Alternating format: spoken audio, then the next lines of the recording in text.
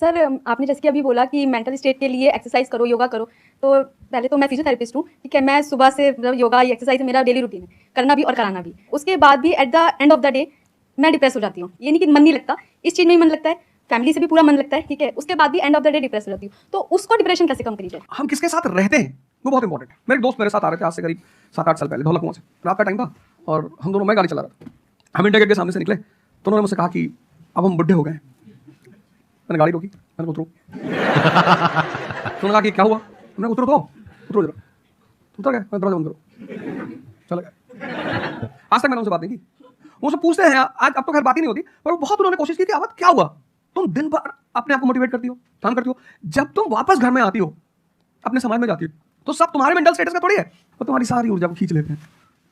इसलिए तो माँ बाप हमारी संगत पे बड़ा ध्यान देते हैं। तुम्हें लगता होगा कि माँ बाप कितने बदमाश है, माँ बाप भगवान है। उनका एक्सपीरियंस तुम अपने दोस्तों को लेकर जाकर उनके सामने, कोई अल्ट्रासाउंड क्या करेगा जितना माँ बाप करते हैं, कोई स्कैनर क्या करेगा, कोई फोटो कैमरा क्या फोटो खींचेगी, देख के बता देते हैं। बहुत दुष्ट है ये, इसकी आंख के नीचे देखो, यहाँ निशान है, बहुत दुष्ट है और वो लॉजिक भी बड़ी अच्छी सी देते हैं, कोई कुछ भी देते हैं लेकिन बड़ा अच्छा सा लॉजिक देते हैं। तो ये हमारे साथ होता है। इसलिए हमें पहले गुरुकुल भेजा जाता था और आज की हमारी सोसाइटी इसको सिर्फ नेगेटिव दिखाई पड़ रहा है। मैं अभी अब घर गया था, हमसे लोग कह रहे भैया 24 का चुनाव लड़ोगे? मैंने कहा यार पॉलिटिकल पार्टियां कह रही कि तुम सीधे प्रधानमंत्री बन जाओ। अननेसेसरी परेशान किए हुए, अननेसेसरी दूसरों से मत। और ये एक जगह का नहीं है, ये यूनिवर्सल हो चुका है।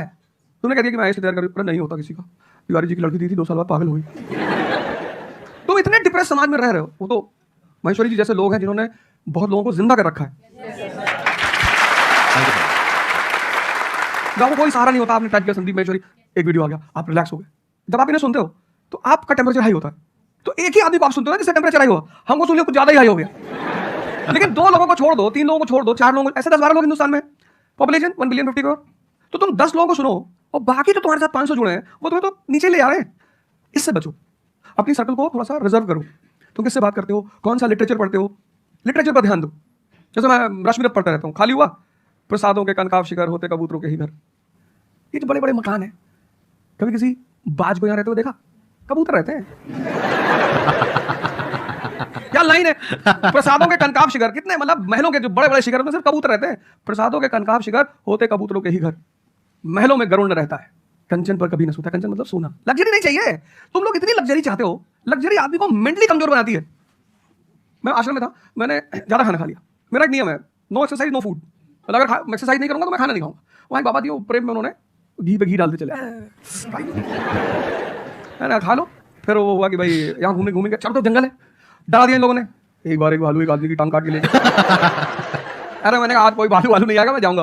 फिर मैंने 4-5 लोगों को तैयार किया अपने साथ, उनको थोड़ा मोटिवेट किया कि जंगल में घूमने से ऑक्सीजन लेवल बढ़ता है। वो लोग भी तैयार हो गए कि चलो। तो हमारे साथ एक साहब अमेरिका से आए हुए थे, वो भी वॉक करने निकले, बोले हम भी चलेंगे। मैंने कहा भाई साहब क्यों जा रहे हो? कह रहे हम भी चलेंगे। मैं उनका नाम नहीं लूंगा। 1 किलोमीटर के बाद उन्होंने मुझसे कहा मेरे बैग में बहुत पेन हो रहा है।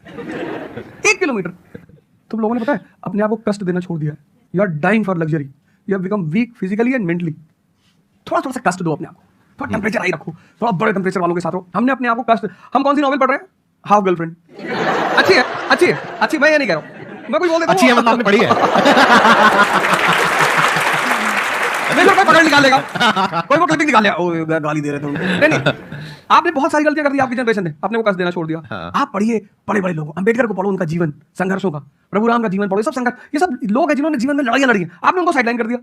आप राणा प्रताप के बारे में कुछ जानते नहीं हो, आपको वो पोएम याद ही नहीं है, खूब लड़ी मर्दानी वो तो झांसी वाली रानी थी। आपको तो एक चीज बता दी, twinkle twinkle how I wonder. आप वंडर किए जा रहे हो पूरी जिंदगी में।